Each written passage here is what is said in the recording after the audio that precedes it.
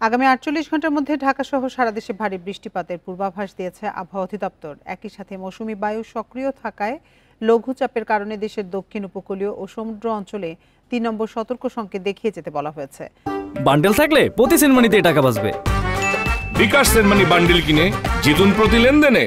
এদিকে গত ২৪ ঘন্টায় দেশের সর্বোচ্চ বৃষ্টিপাতের পরিমাণ ছিল সন্দ্বীপে ৭৬ মিলিমিটার এবং ঢাকায় ৭ মিলিমিটার। আবহাওয়াবিদ খন্দকার হাফিজুর রহমান জানান, সারা দেশে আরও কিছুদিন ভারী বৃষ্টিপাত হতে পারে, তবে দক্ষিণাঞ্চলের তুলনায় উত্তর ও উত্তর পশ্চিমাঞ্চলে কম বৃষ্টিপাত হবে, ফলে অনেকটাই কমছে ভ্যাপসা গরম।